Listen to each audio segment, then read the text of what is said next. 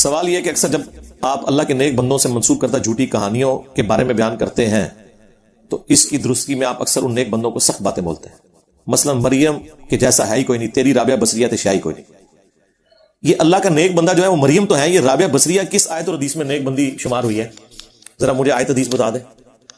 یہ تو آپ نے ان کو ڈکلیئر کیا نا. ہمارے نزدیک تو ان لوگوں کے عقائد قرآن و سنت کے بالکل منافی تھے، بالکل جاہل و جڑ تھے، دین کے ساتھ ان کا کوئی لینا دینا نہیں. وہ دین تصوف کے اوپر تھے، اور دین تصوف جو ہے یہ مسٹسزم ایک علیحدہ سے مذہب کی برانچ ہے جو یہود و نصارہ میں بھی پائی جاتی ہے، ہندوؤں میں بھی صوفی ہوتے ہیں، مسلمانوں کے ہاں بھی صوفیاء موجود ہیں. ان کا اسلام سے کوئی لینا دینا نہیں. ہاں یہ مسلم صوفی ہیں، جیسے ہندو صوفی، عیسائی صوفی، رہبان راہب جو کہا جاتا تھا، یہودی صوفی، اس طرح مسلمانوں کے صوفی ہیں. یہ اللہ کے نیک بندے کہاں سے ہو گئے؟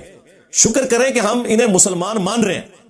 آپ نیک بندوں کی بات کر رہے ہیں، ہم تو ان کی جو تعلیمات ہیں ان کی روشنی میں تو ان کو نیک بندہ مانتے ہی نہیں ہے. اب آپ اگر یہ کہتے ہیں کہ یہ کہانیاں جھوٹی ان کی طرف منسوب ہیں تو وہ بندہ خود ہی پھر جھوٹا ہے نا، جب اس کا کوئی تعارف ہی نہیں ہے. یعنی میں آپ کو پرانے کسی بابے کے بارے میں کہوں کہ یہ اس کی طرف جو بات منسوب ہے یہ بھی غلط، یہ بھی غلط، آپ کے نہیں ہے، اس کی ہے نہیں ہے، پھر صحیح کیا ہوتے دسو؟ کوئی نہیں. اسی لیے میں نے کہا تھا if there is no کشف المحجوب there is no علی بن عثمان حجویری. ہاں کیونکہ ان لوگوں کا تعارف یہی کتابیں ہیں اور ان کے ماننے والے ہیں. اگر آپ یہ کہیے تو اسی طریقے سے ہے کہ کوئی شخص 8 سے 1000 سال بعد کہے کہ جی غلام احمد قادیانی دجال کی طرف لوگوں نے جھوٹ منسوب کر دیا، پھر آپ کیا کریں گے؟ تو بھائی جو کچھ اس کے بارے میں ملتا ہے اس کی بنیاد پہ جج کیا جائے گا نا.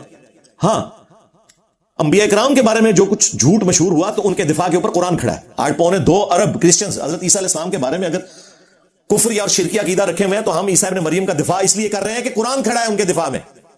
قرآن سے ہمیں پتہ چل گیا کہ ان کی طرف جھوٹ منسوب ہے. آپ لوگوں کے جو بابے ہیں کھڑے کردہ ان کے بارے میں کوئی قرآن و سنت میں موجود نہیں، الٹا ان کی جو تعلیمات ہیں وہ کفریہ، شرکیہ اور گستاخانہ